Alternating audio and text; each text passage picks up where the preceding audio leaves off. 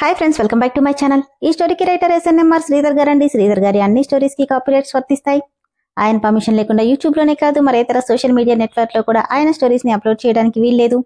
దయచేసి అలా చేయకండి ఫ్రెండ్స్. అలానే ఈ స్టోరీస్ చదువుతున్న వాళ్ళైనా వింటున్న వాళ్ళైనా మీరు మరే ఛానల్లోనైనా శ్రీధర్ గారి స్టోరీస్ ని చూసినట్లయితే దయచేసి నాకు కామెంట్ బాక్స్ లో మెసేజ్ చేయండి. నేను రైటర్ గారికి ఇన్ఫార్మ్ చేస్తాను. ఇక లేట్ చేయకుండా వీడియోలోకి వెళ్ళిపోదాం ఫ్రెండ్స్. SNMR శ్రీధర్ గారు రాసినటువంటి కలలా కరిగిన నీకైన అన్వేషణ 44వ భాగం. ఒక్క మాట కూడా మాట్లాడకుండా వెనుతిరిగాడు సూర్య. శాలిని వాళ్ళు చెప్పిందంతా విని మనసులో జరుగుతున్న కల్లోలానికి ఎక్కడికెళ్లాలో ఏం చేయాలో తెలియలేదు. తన వల్ల సిరిపడిన నరకం విన్న తర్వాత ఆ రోజు జరిగిన సంఘటన పదే పదే కళ్ల ముందు కదులుతుంటే ఎటువైపు వెళ్తున్నాడో ఎక్కడికెళ్తున్నాడో కూడా తెలియకుండా వెళ్తున్నాడు సూర్య. హలో అంకుల్ అని విక్కీ ఫోన్ చేశాడు ఆర్కేకి. హా విక్కీ, ఏంట్రా? జై అక్కడ కానీ ఉన్నాడా? కంగారు పడుతూ, జైనా? లేదే, ఏమైంది? ఏం లేదంకుల్, పొద్దున్నుండి ఫోన్ చేస్తున్నా లిఫ్ట్ చేయట్లేదు. సిరి కూడా తన కోసం ఫోన్ చేసింది. అవునా, ఎక్కడికెళ్ళుంటాడు? తెలీదంకుల్. సరేలేండి, ఏదైనా అర్జెంట్ పని మీద వెళ్ళాడేమో, చూద్దాం అని ఫోన్ పెట్టేశాడు విక్కీ. ఎక్కడికెళ్ళుంటాడు అని ఆలోచిస్తూ సోఫాలోనే కూర్చున్నాడు ఆర్కే. ఆగకుండా మోగుతున్న డోర్ బెల్కి విసుగ్గా తలుపు తీసింది సుమిత్ర. ఎదురుగా 10 లంకణాలు చేసినట్టుగా ఉన్న సూర్యని చూసి, కన్నా, ఏమైంది నాన్నా, అలా ఉన్నావేంటి?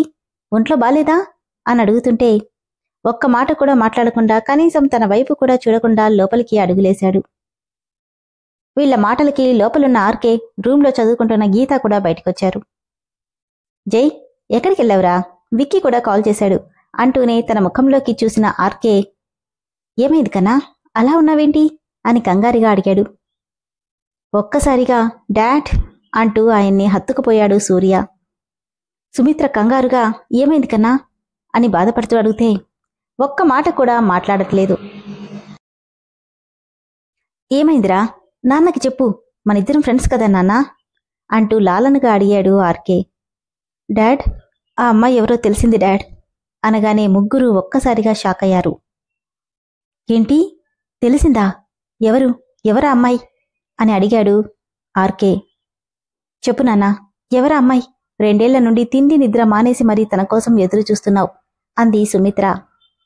ఎవరన్నయ్య తను నీకెక్కడ కనిపించింది? అయినా తనే ఆ అమ్మాయని నీకెలా తెలుసు అని అడిగింది గీత. తనెవరో కాదు, మన సిరి అనగానే, సిరినా అంటూ ముగ్గురు అక్కడే సోఫాలో కూర్చుండిపోయారు. కాని ఎలా నాన్నా, అసలు తనేనని నీకెలా తెలిసిందే అని అడిగాడు ఆర్కే.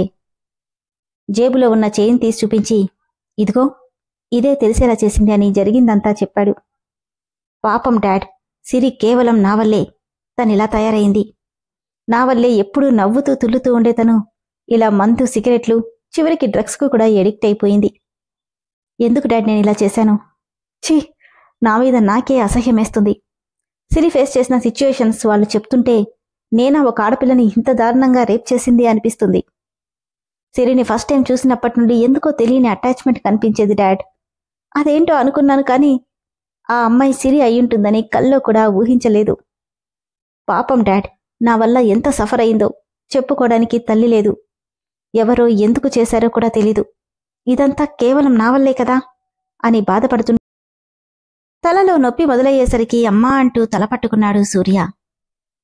జై, ఏమైంది నాన్నా అని తల్లిదండ్రులు కంగారు పడుతుంటే ఏడుస్తూ, అన్నయ్య అన్నయ్య అంటూ ఏడుస్తుంది గీత. జై, మళ్ళీ తలనొప్పొస్తుందా? ముందు పద అంటూ తనని రూంలోకి తీసుకెళ్లి డాక్టర్కి ఫోన్ చేశాడు ఆర్కే. బెడ్కి ఆనుకుని కళ్ళు మూసుకోనున్నాడు సూర్య. మిస్టర్ జై, your not a kid. Me condition ఏంటో మీకు తెలుసు. అన్నీ తెలుసుండి ఎందుకింత స్ట్రెస్ తీసుకుంటున్నారో నాకు అర్థం కావట్లేదు అని అడిగాడు డాక్టర్. కళ్ళు మూసుకునే, ఏమవుతుంది డాక్టర్, నేను పోతానా అనగానే, జై, ఏంట్రా ఆ మాటలు అంది కోపంగా సుమిత్ర.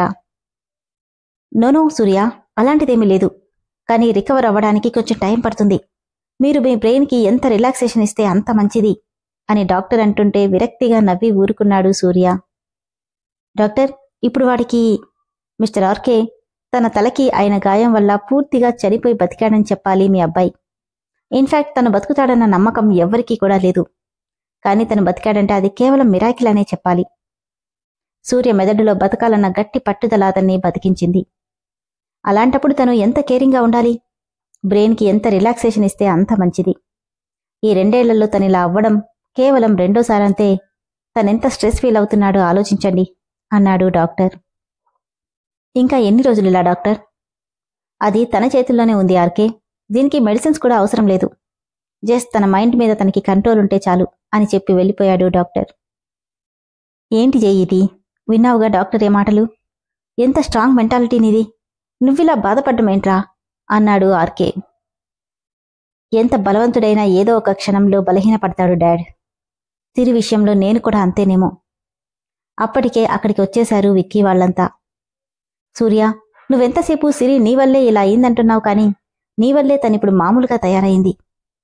అది మర్చిపోతున్నావన్నాడు. అవును కన్నా, మేమిక్కడికి వచ్చిందే సిరికి నీకు పెళ్లి జరిపించాలని. నువ్వెవరి కోసం వెతుకుతున్నావో తనే సిరి అయినప్పుడు ఇక బాధపడాల్సిందేముంది? ముందు మీ ఇద్దరికీ పెళ్లి జరిపిస్తాం. నువ్వు చేసిన తప్పు నీ చేత్తేనే సరిదిద్దుకుందువు అంది సుమిత్ర. లేదమ్మా, సిరికి నిజం చెప్పకుండా తనకి నేను దగ్గర కాలేను అనగానే, నీకేమైనా పిచ్చి పట్టిందా సూర్య?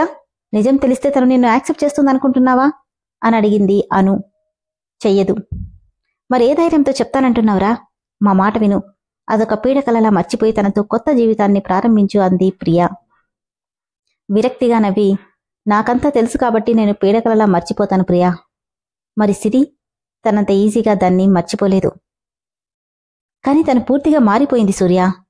ఇప్పుడు తనకి నువ్వే లోకం అంది విక్కీ. లేదు విక్కీ, తను మారలేదు. జస్ట్ ఇప్పటికి మర్చిపోయింది అంతే అంటుంటే, అయితే ఇప్పుడేం చేద్దామనుకుంటున్నావు అని అడిగాడు ఆర్కే. తనకి నిజం మాత్రం చెప్తాను డాడ్. అప్పుడు నీకు శాశ్వతంగా దూరం అవ్వచ్చు సూర్య. డాడ్. అవును జై, సిరి చాలా మొండిది. తన జీవితాన్ని నాశనం చేసింది నువ్వేనని తెలిస్తే జీవితంలో నిన్ను క్షమించదు. కాబట్టి ఏం చేసినా ఆలోచించి చెయ్యి. కానీ డాడ్, నిజం చెప్పకుండా తననిలా అని ఏదో అనబోతుంటే అంతలో కిరణ్ నుండి ఫోనొస్తుంది. రేయ్, సిరిరా, నీకోసమే అనుకుంటా. ఇప్పటికి 4 సార్లు చేసింది. లిఫ్ట్ చేయి అనగానే లిఫ్ట్ చేశాడు కిరణ్. హలో సిరి అనగానే, సూర్య మీ దగ్గరున్నాడా కిరణ్? లేదే. కంగారుగా, మరెక్కడికెళ్ళాడు? పొద్దున్నుండి కనిపించట్లేదు. ఏదో పని మీద వెళ్ళింటాడు సిరి, వచ్చేస్తాడులే. నాకెందుకో భయంగా ఉంది కిరణ్. ఎందుకు సిరి, నిన్నొదిలి ఎక్కడికి వెళ్ళడని మాటిచ్చాడు కదా.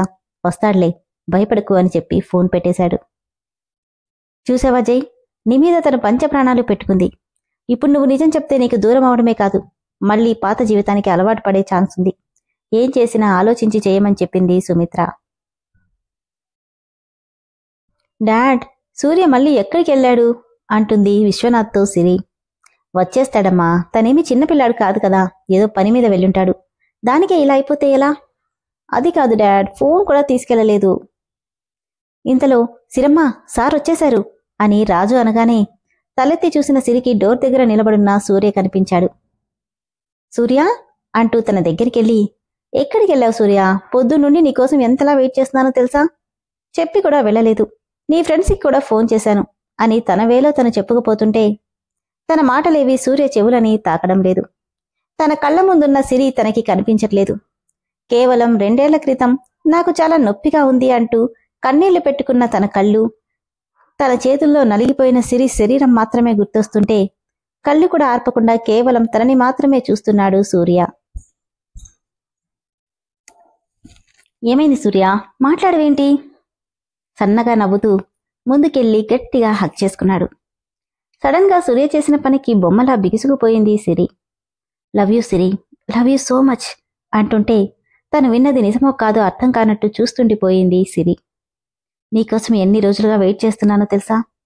I miss you so much Siri అంటుంటే తన స్పర్శలో పోగొట్టుకున్నది ఎన్నో రోజుల తర్వాత దొరికిన సంతోషం కనిపిస్తుంటే సూర్య చుట్టూ చేతులేసి, ఏమైంది సూర్య, నువ్వు బానే ఉన్నావా అని అడిగింది.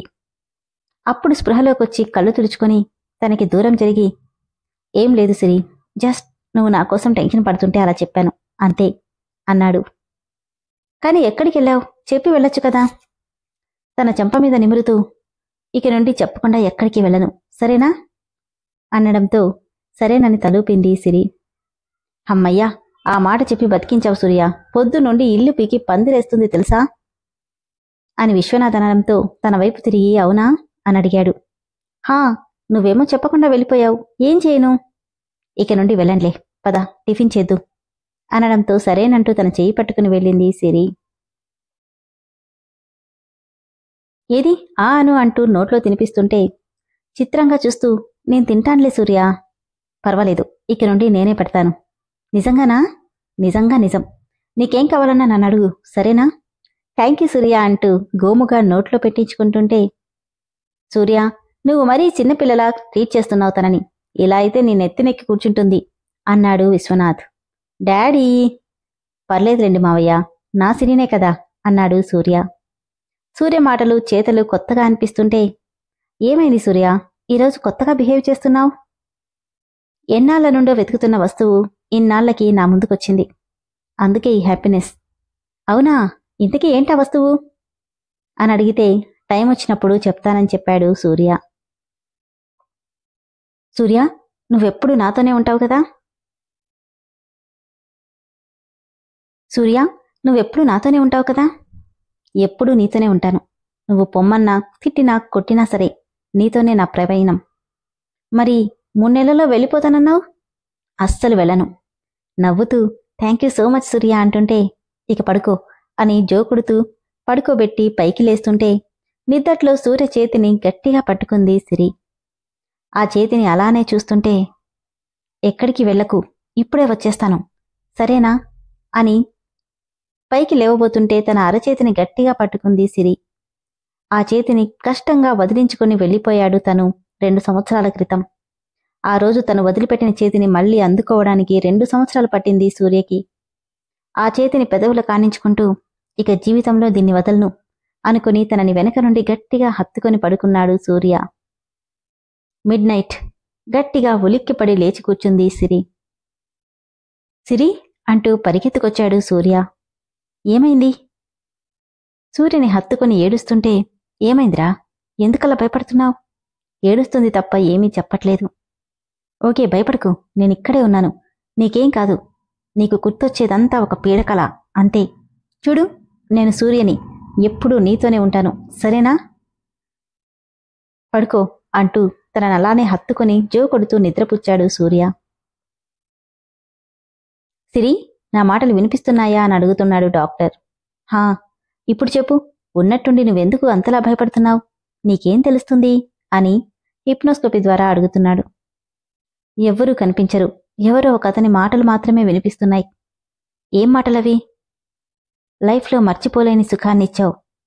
థ్యాంక్ యూ బేబీ, నువ్వు నాకు చాలా బాగా నచ్చావు. నిన్నెప్పటికీ మర్చిపోలేను.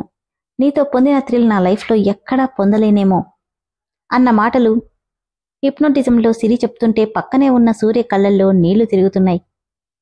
సూర్య వైపు ఒకసారి చూసి, అదంతా నీ కల, నిజం కాదు. అసలు నీ జీవితంలో అలాంటి సంఘటన జరగలేదు సిరి అన్నాడు డాక్టర్. లేదు, అది కల కాదు, నిజం.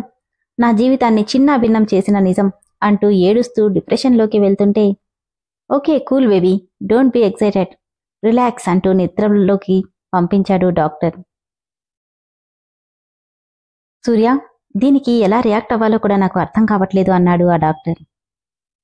Okay, leave it. ఇప్పుడు తన చెప్పిన మాటలన్నీ మీరు ఆ టైంలో అన్నారా? అన్నాను. చైర్లో కూర్చొని పేపర్ వెయిట్ని తిప్పుతూ తని భయం నుండి బయటికి రాలేదా డాక్టర్ అని అడిగాడు సూర్య. ఖచ్చితంగా వస్తుంది సూర్య, అది కూడా మీ వల్లే. నా వల్ల? ఏం చేయాలి చెప్పండి, అదెంత కష్టమైనా చేస్తాను అంటుంటే వెరీ సింపుల్ సూర్య, తనకేం జరిగిందో గుర్తులేదు, బట్ ఈ మాటలు మాత్రం నీలినీడల్లా వెంటాడుతున్నాయి.